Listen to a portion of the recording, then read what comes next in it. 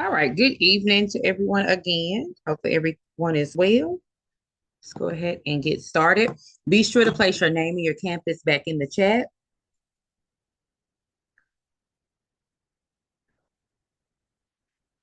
As always, grades will be posted on Friday after the last class takes their exam and after the exam analysis takes place. So that should be around 1, 2-ish Eastern Standard Time. So just be looking out for that. But we'll see the notification once the exam analysis has taken place. Be sure that you have started finding out information about your HESI. Remember that it is campus specific.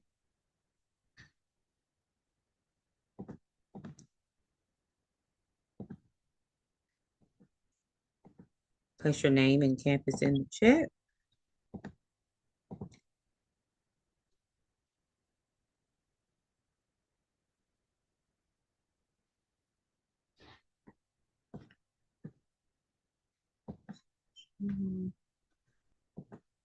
Make sure you start going back looking at all of your content from week 1 up until this point to review in addition to the information that we'll go over here.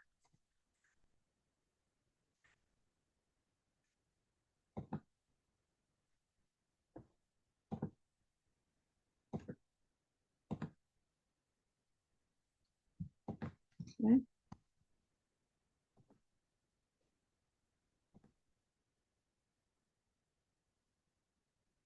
I did have some animations here, but it's in a can't play. So we'll just go on to the next slide. So remember that nursing process, what takes place doing each of the different parts, all the moving parts. So if you use a nursing process for if you're in a critical situation, long-term care, if you're trying to delegate, you're trying to decide whether or not this client is stable, unstable. One of these parts, if not all of them, will help you. You can't go wrong with the nursing process. What happens in analysis? You're gathering that subjective and objective data. Whether or not that objective data is obtained from a chart, a medical record, and then our implementation. Think about all those things that we can do. Reinforce education. For our evaluation part, we are looking at and trying to determine if what we plan to do and what we actually implemented did it do any good? Was the goal met? Do we need to revise? Do we need to reassess? But using that nursing process is going to be critical in helping you decide what to do in each of the areas. Always consider safety. No matter what the setting is, think about safety. What are some safety concerns? Excuse me, if you're in the urgent care center, if you're in the long-term care facility, in the acute care facility, if we are in the occupational setting, the school setting. So identify what are those things that we need to be thinking about before something actually occurs. And so priority of care, you're just trying to determine whether or not how much care this client will need, if this client's stable and unstable. I think we have a slide on the delegation rights, but remember, we do have a slide. So we'll go over that a little bit more in detail on the next couple of slides. We want to establish that therapeutic communication with our clients. And so that helps with us being able to implement. And remember, they're the ones that's receiving the care. So we want to assess and know what they know about the disease process, what they know about the treatment options. And of course, we want to be culturally competent.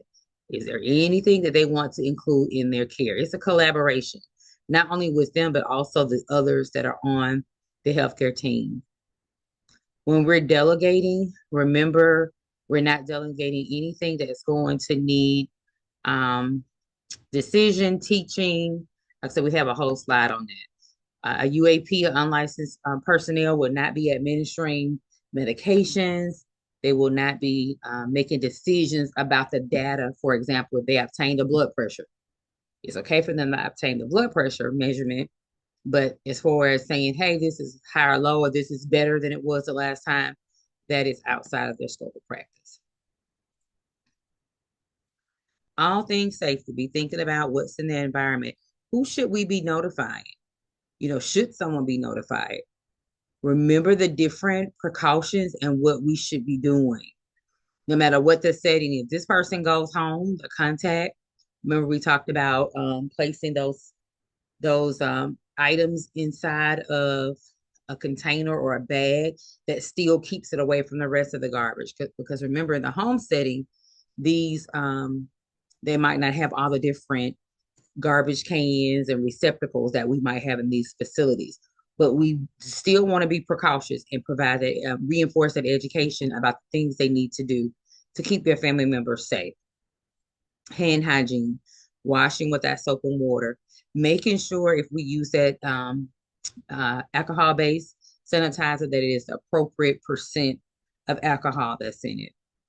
Clients' refusal. We want to make sure that our clients have enough information to make an informed decision.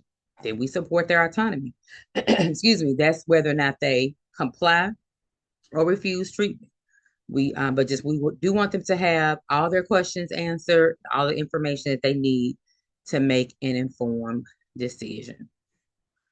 If they're using a cane, walk, or a crutch, if they're throw rugs, it's the lighting. You just want to think about, can't get away from safety, call lights in reach, beds in the lowest position.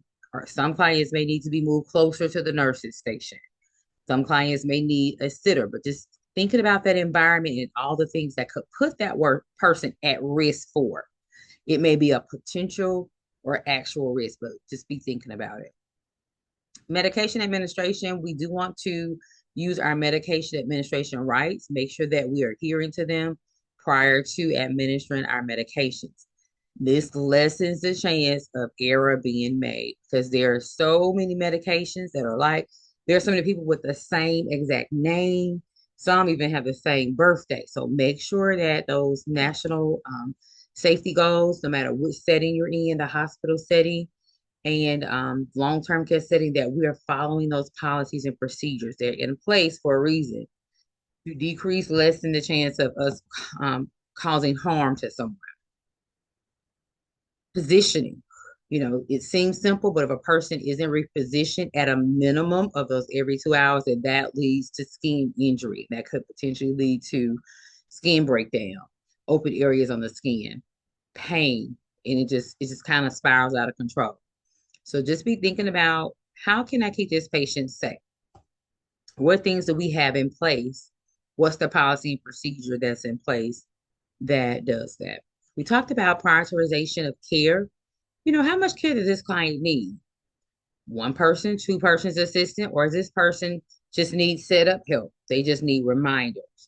Even though that client may just need setup help or reminders, you still will have to adhere to your facility's policies regarding skin audits, and that is another audit that they have, but going in at a minimum of however much time, usually it's once per shift, just making sure that we look at that skin and just making sure that it has not been a change in that client status. Because something happens sometimes, you'd be surprised. A client will get pneumonia.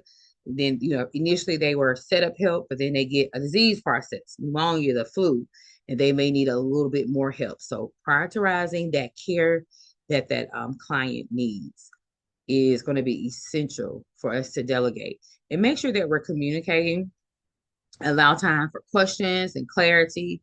You might even want to have the person that you are delegating to recite back, have that conversation so that you can clear up. So if they make a statement that is incorrect regarding the instructions and the information that you have communicated to them, that's your time to clear it up. Because even though you delegated, it's still going to fall back on you. You're still responsible. So management of care, we talked about the client has the right to refuse, just making sure that they have enough information. Making sure that it says proper equipment, blood pressure cuffs. If the cuff is too large or too small, our numbers will not be correct. So just make sure that, that we have the proper equipment to take care of our clients. Know who who's a full code and who's a do not resuscitate. Make sure that equipment is in place. What is the procedure for your facility In the event that we find a person without, heart rate, they're unresponsive, what is the procedure? And if that person has a legal document, you want to make sure that we know that as well, that guides us as what to do or not to do in the event that we do find them without pulse respirations, because in the event that they have a do not resuscitate and we resuscitate, we went against that order. So it's just as bad. So just make sure that we know all about our clients that we are assigned to and that we're assigning to others. The Nurse Practice Act, it guides us, is our to-do list. It tells us those things that we can lawfully do within a facility, within our scope of practice, the things that we can do.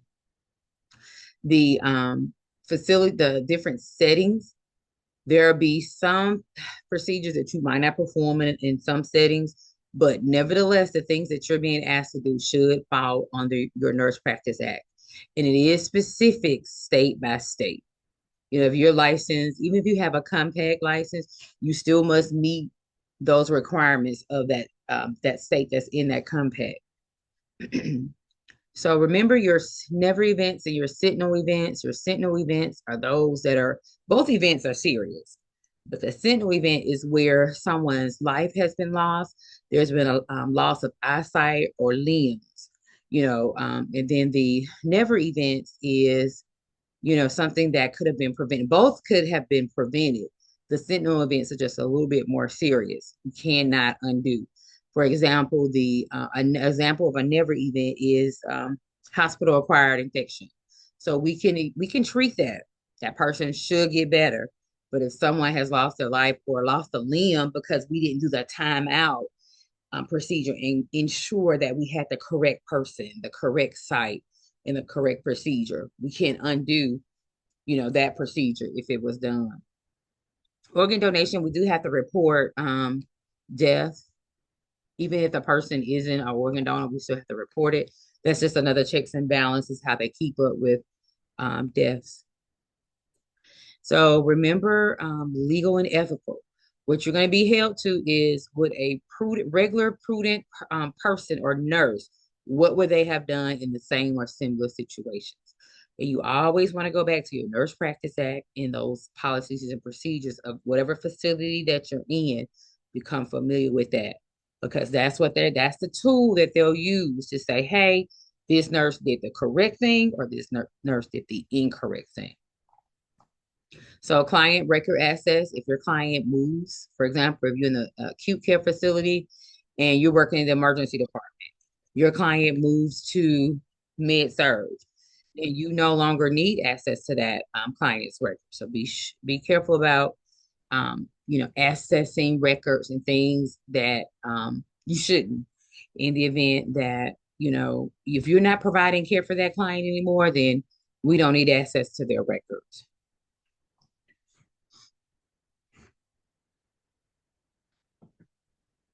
Okay, thinking like a nurse, strategies for being successful on nursing tests. So here we go. We do have some sample questions here. These are our strategies. First, you want to ID the question type. What is that topic? What you know? Okay. What's that concept? Is this question asking me to select something that's positive or the negative? There may be more than one topic in the scenario. Which one is it that you're getting ready to answer the question for? Go through your files. What do you know about that concept? Okay. Are we implementing something? Or are we assessing something? Maslow's hierarchy needs helps us to identify priority. Even though it's the bottom layer or it's the most essential, because if we don't have airway, we're not breathing, we don't have circulation, we don't have shelter, then all the other things on the triangle can wait.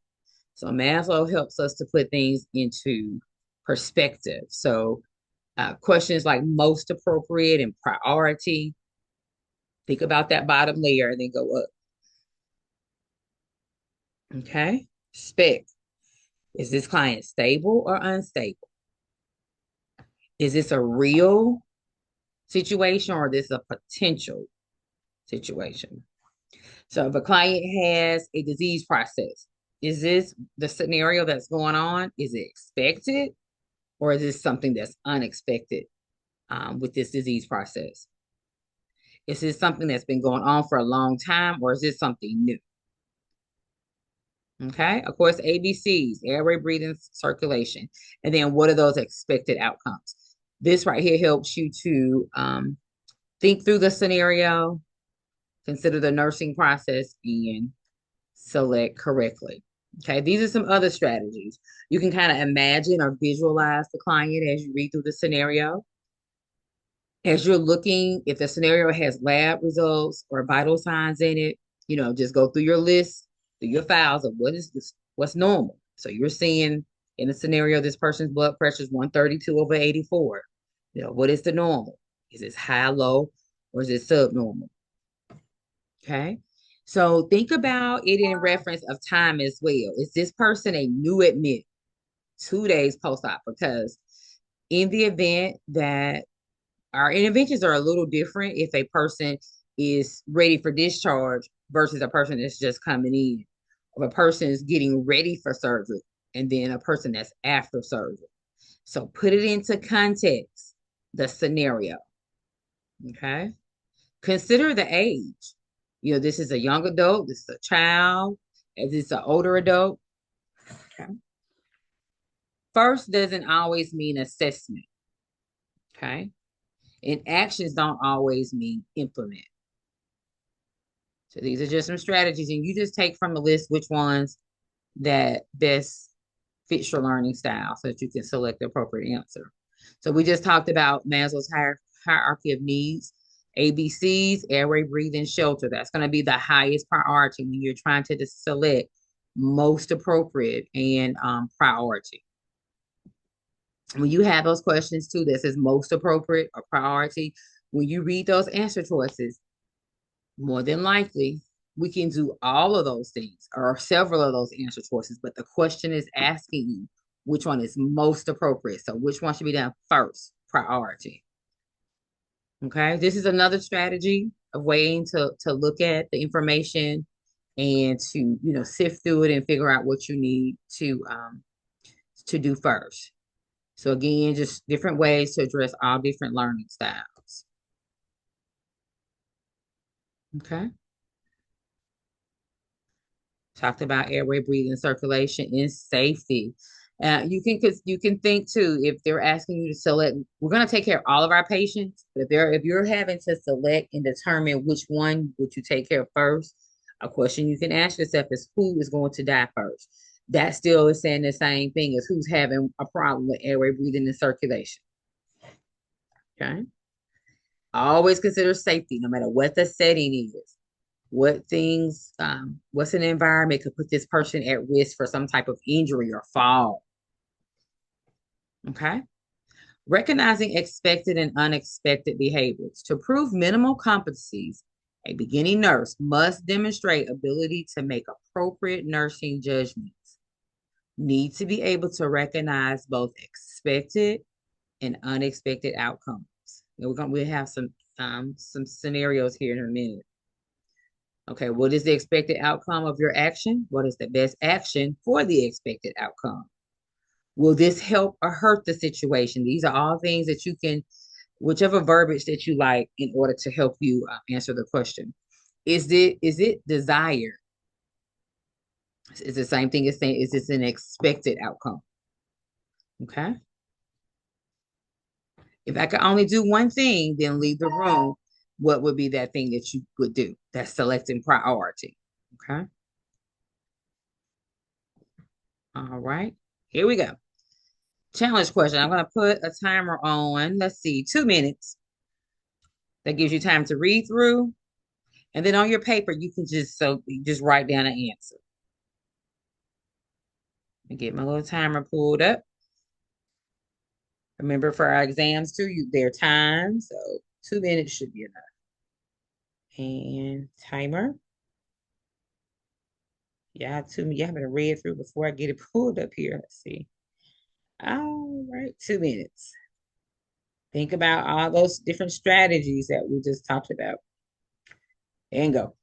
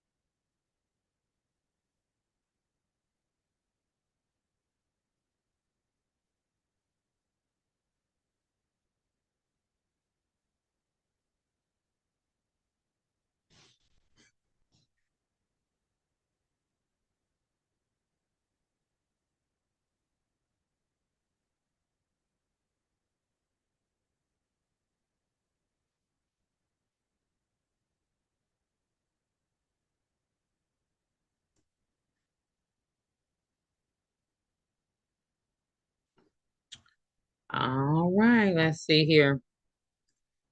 So,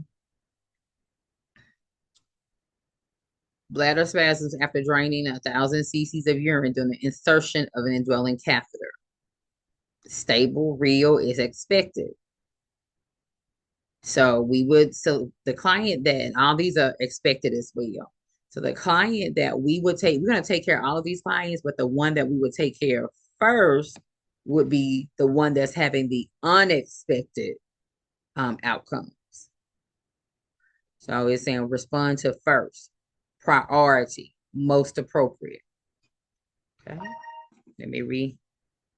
And we have another question here. Let's see. Okay. All right. 2 minutes and start. Again, just write your answer on your paper. That way you can check it.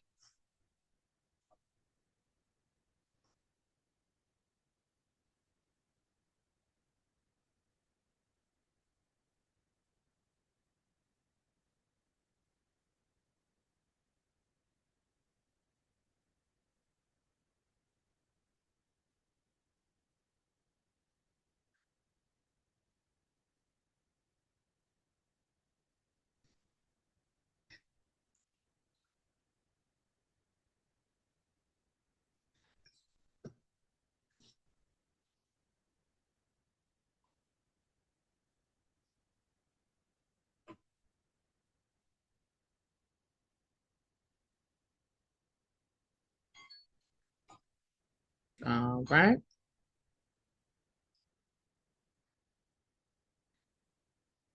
Okay. 2, 3, and 4 are not within the scope of practice of the unlicensed personnel.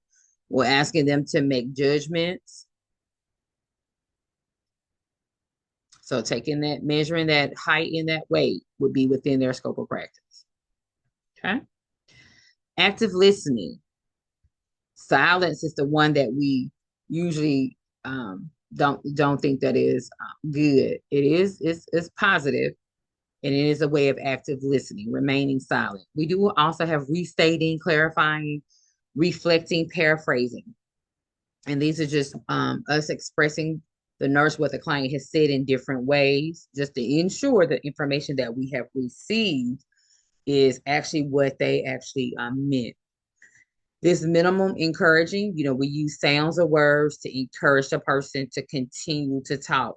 Our head motioning up and down or the hand gesture, all of that is not offensive.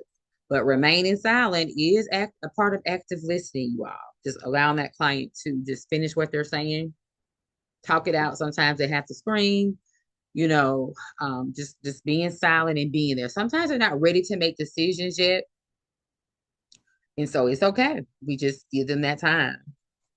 And so then we have negative communication. We have negative communications. This is the one we usually don't think is negative, but our clients so often say, hey, what would you do? You've established that therapeutic relationship and they trust you, which is good.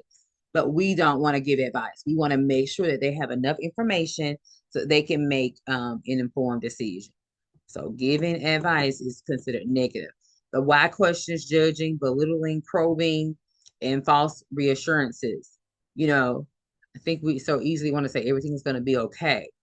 We don't want to, say that. You know, if they have questions, we want to bring that healthcare provider back in to answer whatever questions they have, but we don't want to give those false reassurances and give advice. Those are usually the two, because we do want everything to, go well, but we don't want to give them information, especially if the prognosis, might not be so good, but we just don't want to give false reassurances. Let me set my timer again. All right.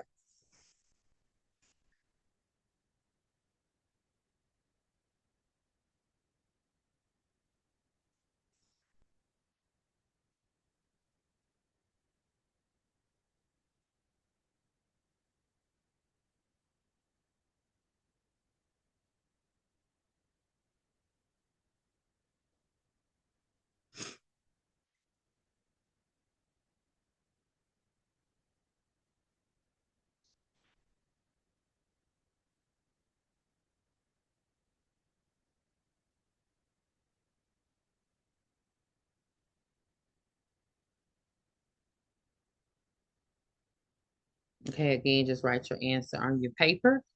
Here we have the nurse is observing a UAP in an assisted living community and is asking you which action by the UAP should the PN determine is safe.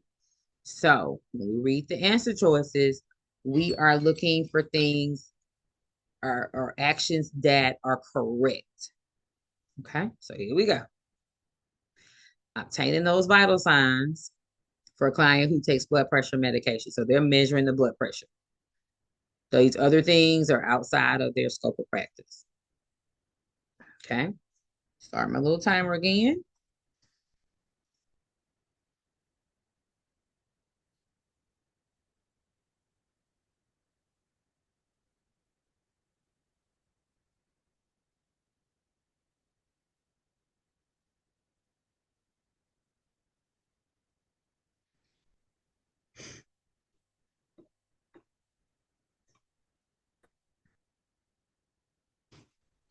Okay, this one we probably don't need that whole 2 minutes.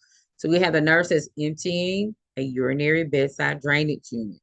Which component of the nursing process is the PN using? So what we are doing something. This is the doing part. So that's implementation. Got it. Okay. Who do you see first? You're gonna see all of your clients. This is asking for a priority. Let me put our timer on. Again, write your answer down. On you can just write Harry, Naomi, or Peter or Pam on your paper. Here we go.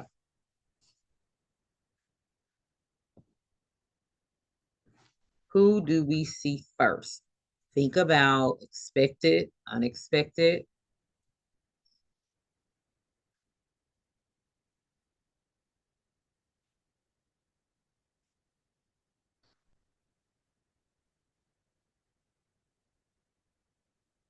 Acute, non-acute.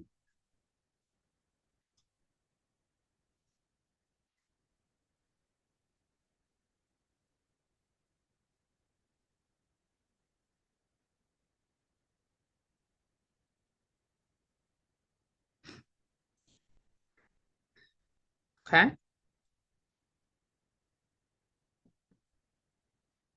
All right. And that temperature, that's going to be, oh, go back. Okay. So these other things are really expected, but if we have this right here, this is we're going to see all of our clients first of all, but we need to take care of this temperature here first.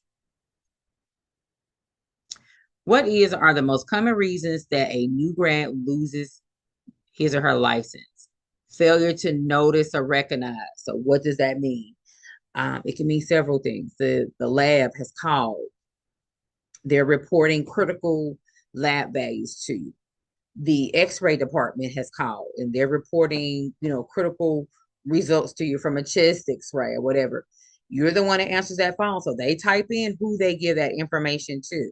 So in the event that it's not you, that you're not supposed to receive that information, you want to tell them to hold on, let me get the appropriate person because they placed your name down that they gave that information to you and you just lay it down or just give it to, the next nurse, then we have failed to notify the healthcare providers when they call in those results, things that are critical, because they're not going to call in values that are within normal limits or kind of high or kind of low, but things that are critical, they're going to call those in. And so we need to make sure that we're reporting, that we're responding to receiving that information. I mean, you might be the charge nurse on that shift. You might be the leader that day, but we still need to make sure that we follow through that. And that's that action that we follow through and notify and report and communicate that information to the appropriate persons. So make sure that we're responding appropriately, that we're delegating, that we're using those medication administration rights, that we are using those delegation rights, and that we're reporting information. You will have to know these ethical principles, non-malfeasance, beneficence, autonomy, free to choose, fidelity, and then justice, just providing that same care for your clients, no matter what their pay status is, no matter what their cultural beliefs are. You know, in the event that we want to make sure that our clients' beds are let down in the lowest position, that call lights are in reach, all of those things, they matter to keeping that client safe. So we have 4 elements of negligence. We have duty.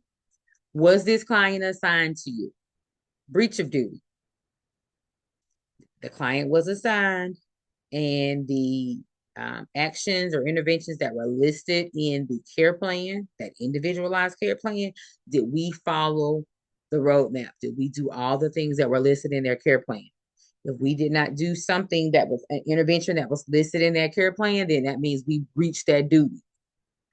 Then if that person receives some type of injury, some type of damage that is related to that proximate cause, that's related to us not performing those interventions, then you have the 4 elements of negligence. Okay. So let me do a 2-minute here. Let's read through this right here. Let me restart my timer. So you're gonna probably need your whole 2 minutes on this one. Mrs. Stone is recovering from pneumonia and has been receiving steroid and an antibiotic therapy. She has an indwelling urinary catheter that was placed 4 days ago. Although being afebrile, that means no fever, for 24 hours, this morning, her temperature is 99.9 degrees Fahrenheit. So now she's a little febrile on the lower end. What are your concerns? What are 3 things you can delegate to the nursing assistant and why? What are 3 things you cannot delegate to the nursing assistant and why? So I'll leave you the minute and 15 seconds to just be jotting down information regarding the questions.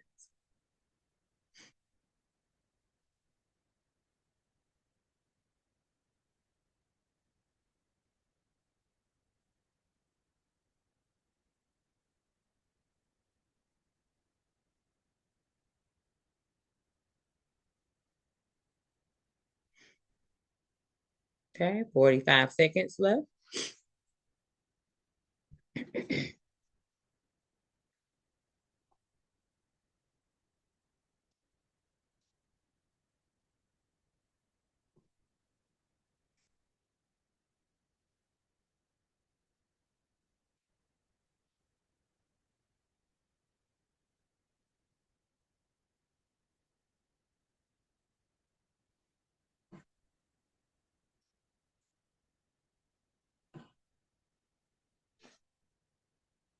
Okay, we have 10 seconds left.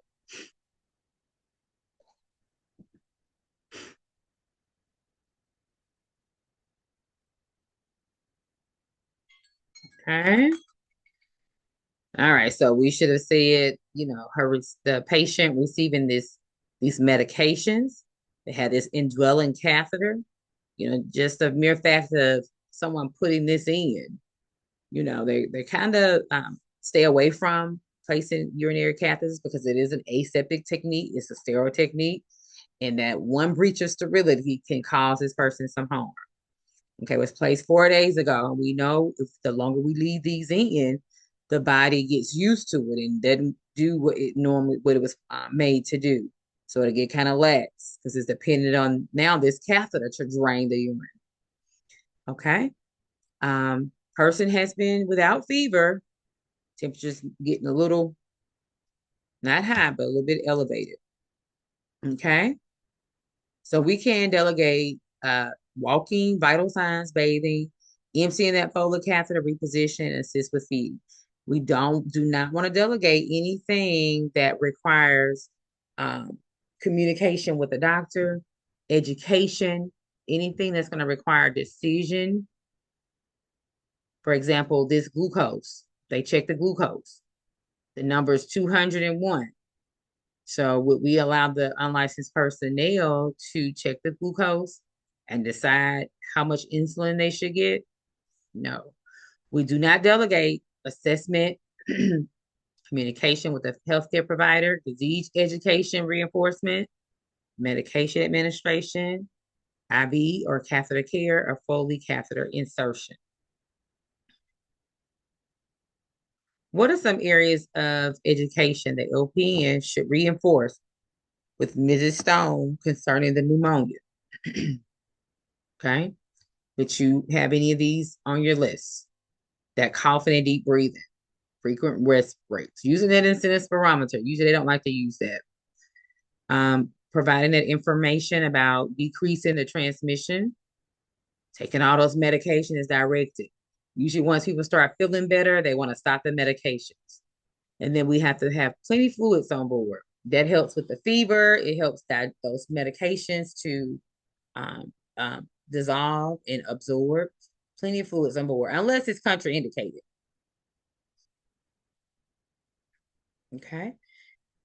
Make sure that you understand and know these rights of delegation, because when you have a question that's asking you what can you delegate, then this helps you determine whether or not you can delegate the task or not. Make sure it's something that's in their scope of practice. We just said we're not asking them to do anything that's going to require communication with the doctor, administering the medications. So I'm going to keep all that in mind.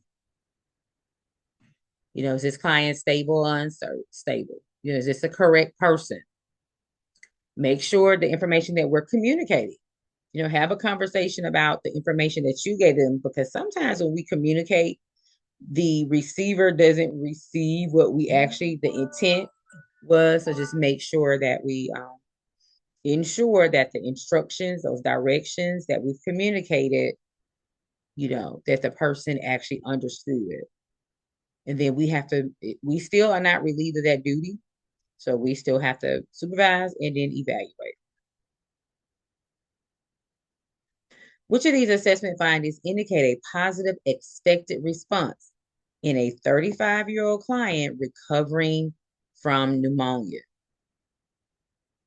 So give you a minute just to kind of look and write your numbers down.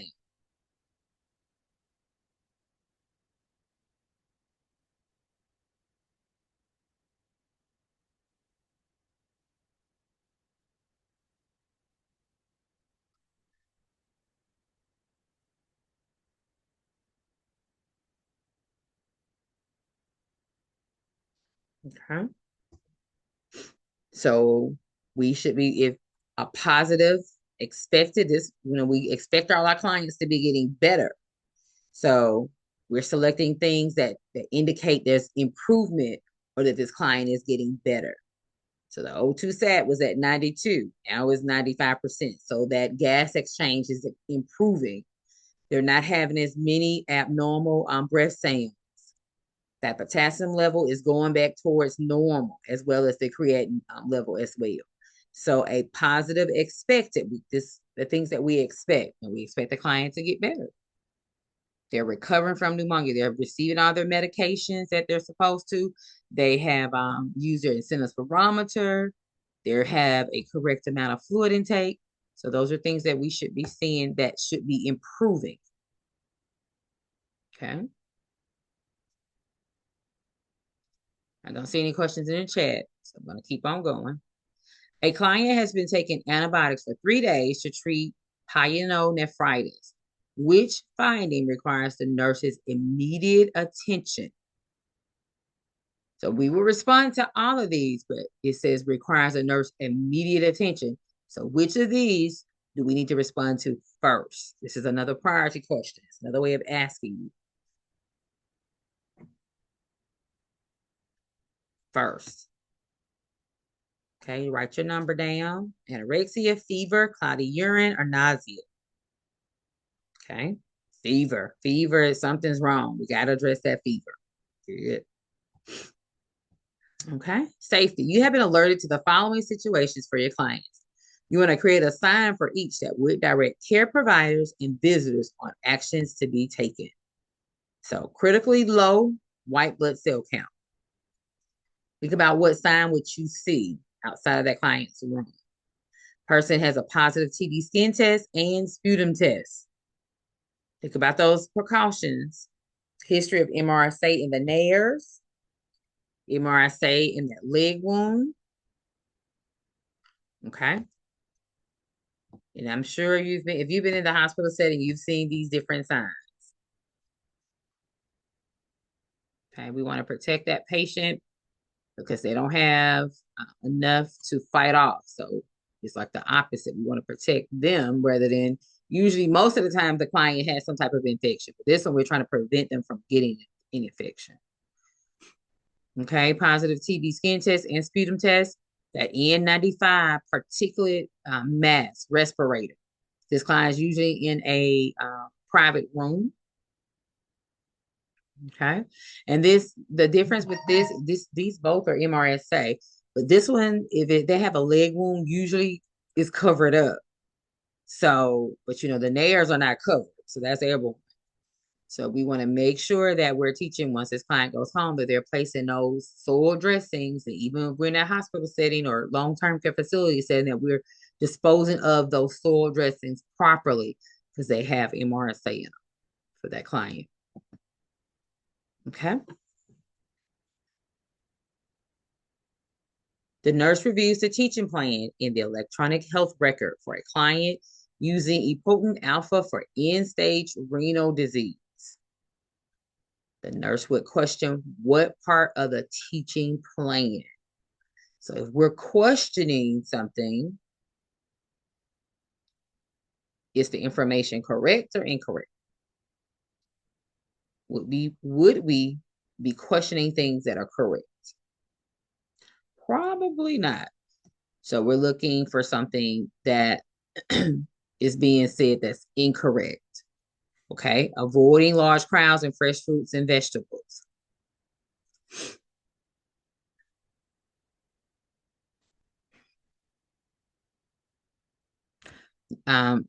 The activity restrictions, they're not, let me go back to the question, they're not indicated for this client. It'd be different if we had a client that was on, like the client that had the neutropenic precautions, but this client right here, we would not be limiting visitors. Okay. Activity restrictions and protective isolation are not indicated. Okay. Priority of care question. The nurse is assigned to perform assessments on 2 patients with diabetes. Assessments reveal all of these findings. Which finding would the RN instruct the LPN to report immediately?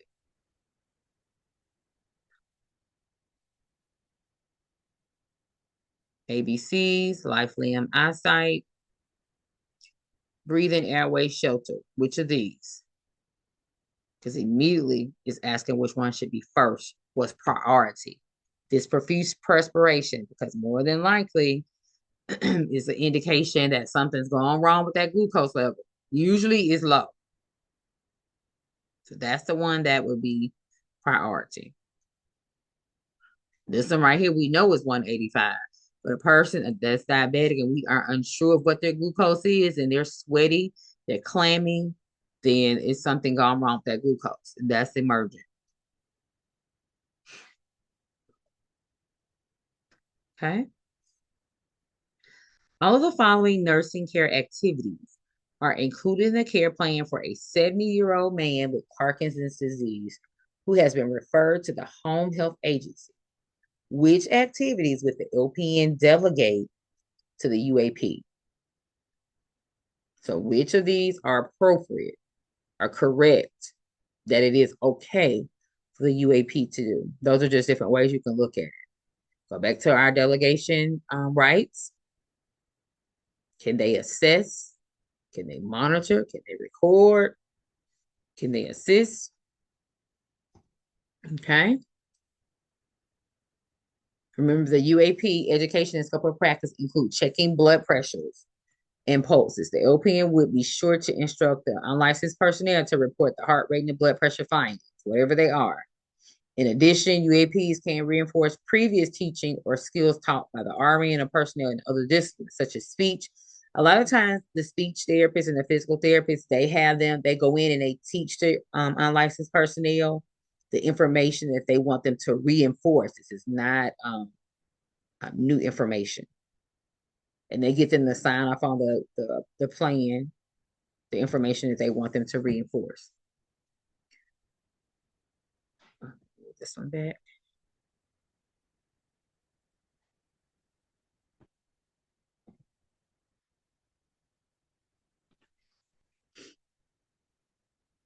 So remember those words: new, old, acute, chronic.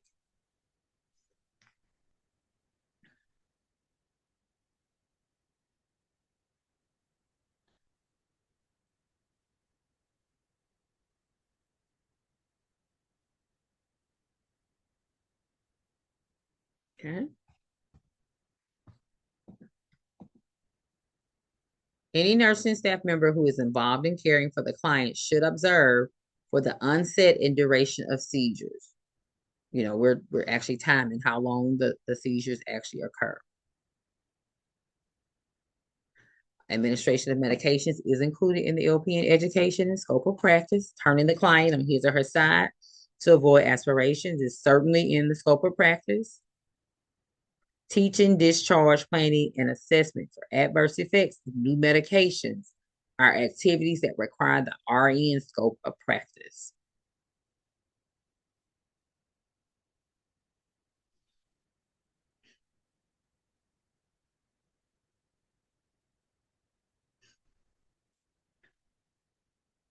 So again, read through the scenario and write your number down. You can check it.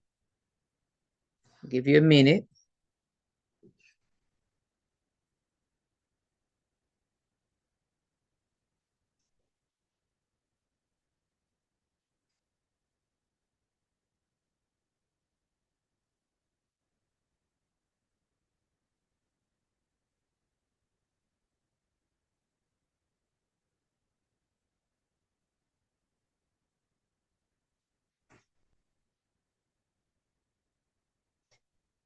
So we have a nurse working with an experienced UAP and an LPN on the telemetry unit.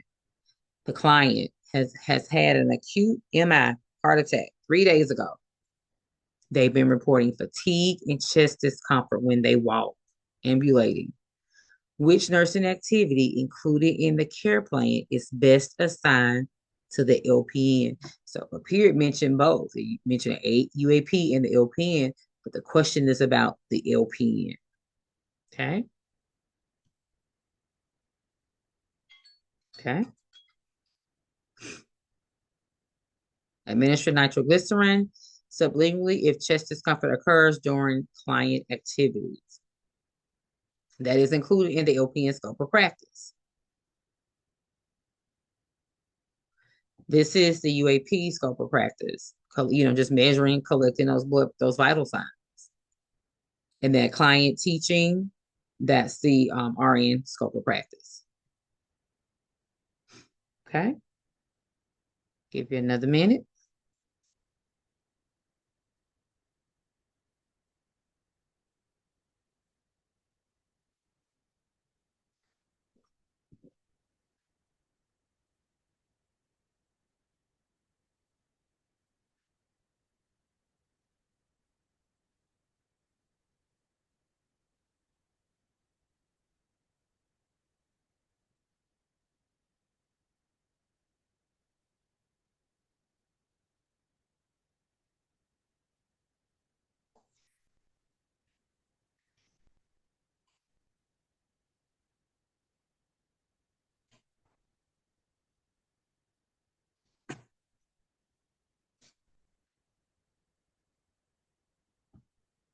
Okay. So the American Heart Association recommends home blood pressure monitoring. And the reason we're asking them to do the measurements, because there is a such thing as, you know, the white coat syndrome. And so that blood pressure is elevated, but it's not so high that, you know, we need to admit this patient. So we can have this patient do those self blood pressure measurements and then bring those numbers in. And in that way you can determine, and they can even bring their device in because most devices record it. And that will give us a more clearer picture as what's really going on with that client. Okay, so this is a delegation question.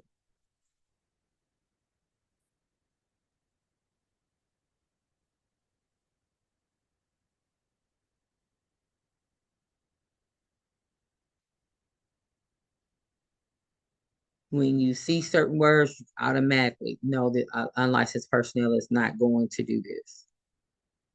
So we can eliminate certain um, answer choices. Okay. We're not, the unlicensed personnel will not be instructing, they will not be drawing blood or teaching. Okay, but they can obtain those vital signs. Okay. All right. And so the recordings will be provided from, I think there's four of us, will be circulated as soon as they're provided. This one will be circulated as well. Make sure that you go back through your classroom recordings, go back through your the exam reviews, just check, just mix it all up. Make sure you go back through all of the content. If you have not been scheduled for your HESI, reach out to your campus dean. Remember, they are campus specific. The exam, the last exam is given on Friday. Exam 3 is given on Friday. The exam analysis will take place thereafter. So grades should be posted no later than 2 or 3 o'clock Eastern Standard Time on Friday. Take care. Have a good night. Good night. Thank you. You're welcome. Hey, Dr. Ford. Hold on. Hello.